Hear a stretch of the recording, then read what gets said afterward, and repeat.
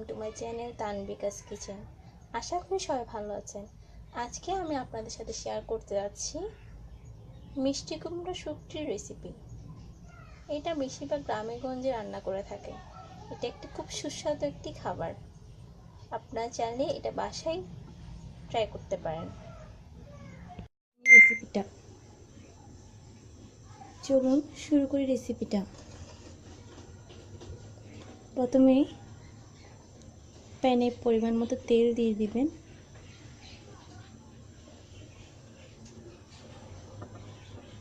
তেল গরম হয়ে আসলে ছোট একটা পেঁয়াজ কুচি করে রেখেছি আমি, তার তেলে দিয়ে দিয়েছি।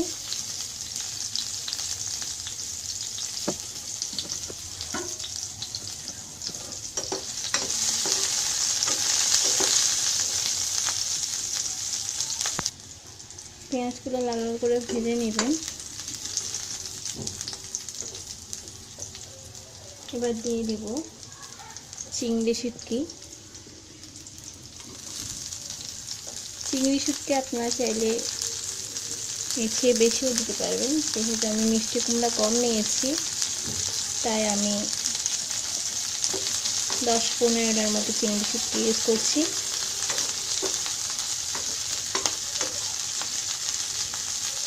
শুটকিগুলো যখন ভাজবেন তখন একটা সেন্ট বের হবে, একটা গন্ধ বের হবে, তখনই আপনারা টমেটো কুচিগুলো দিয়ে দিবেন।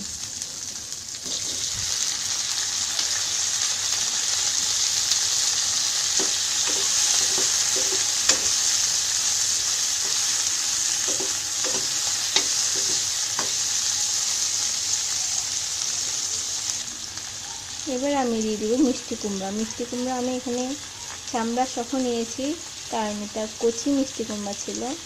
যদি মিষ্টি কুমড়া আপনারা চান তাইলে চামড়া কেটে নিয়ে দিতে পারেন। আমি এখানে এক বাটি মিষ্টি কুমড়া নিয়েছি। এগুলো এখন আমি তেলের মধ্যে ভাজবো।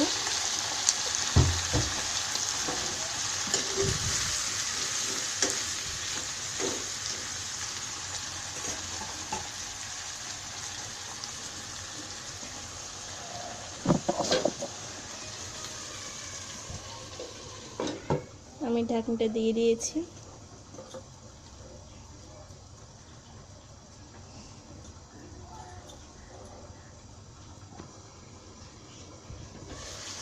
দেখুন আমার মিষ্টি কুমড়োটা কিছুটা মজে এসেছে। এগুলো যেহেতু শুটকি দিয়ে রান্না করছি তাই বেশি ভাজতে হবে না, কষালেই ভালো করে কষালেই হয়ে যাবে। এখন আমি মশলাগুলো দিয়ে দিচ্ছি একে একে।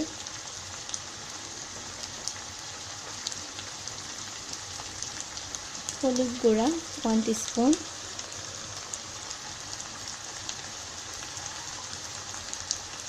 মরিচ গুঁড়া 1 টিস্পুন,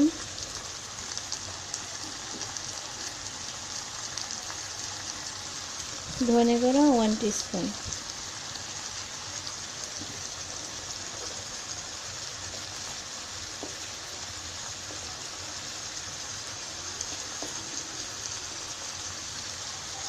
লবণ পরিমাণ মতো।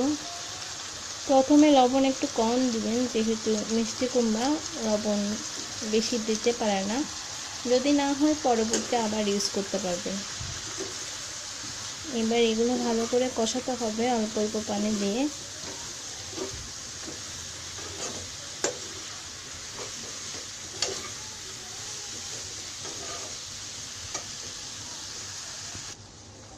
অল্প অল্প পানি দিয়ে কষাচ্ছি, যেটা মশলার গন্ধটা চলে যায় ভালো করে কষাতে হবে।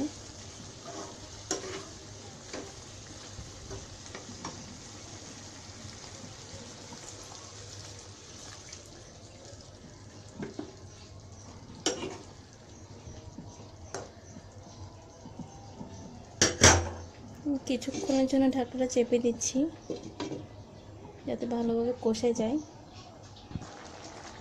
আমার মিষ্টি কুমড়োটা মোটামুটি কষানো হয়ে গিয়েছে।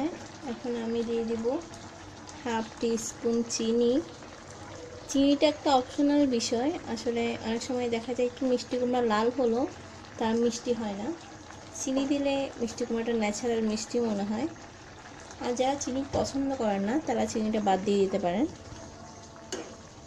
আমি এখানে হাফ টিস্পুন চিনি ইউজ করেছি। এখন আমরা সামান্য পানি দিয়ে 1 কাপের মতো পানি দিয়ে এটা 10 মিনিটের জন্য ঢেকে রাখবো যাতে মিষ্টি কুমড়া সেদ্ধ হয়ে যায়।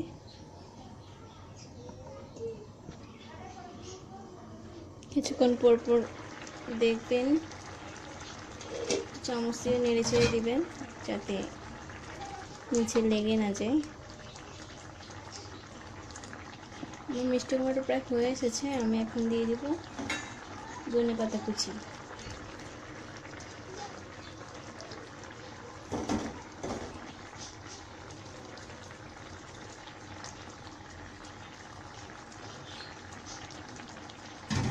ধনেপাতা কুচি দেওয়ার পর আমি আর কিছুক্ষণ রেখে রাখবো। দেখুন ভিউয়ার্স, আমার মিষ্টি কুমড়োটা হয়ে গিয়েছে।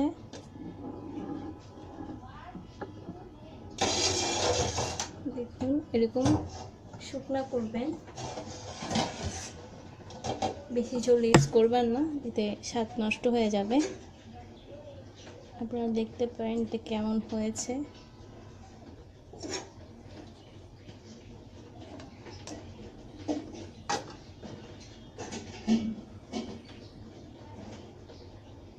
আশা করি সবার আমার রেসিপিটি ভালো লেগেছে। যদি ভালো লেগে থাকে সাবস্ক্রাইব করবেন। ধন্যবাদ।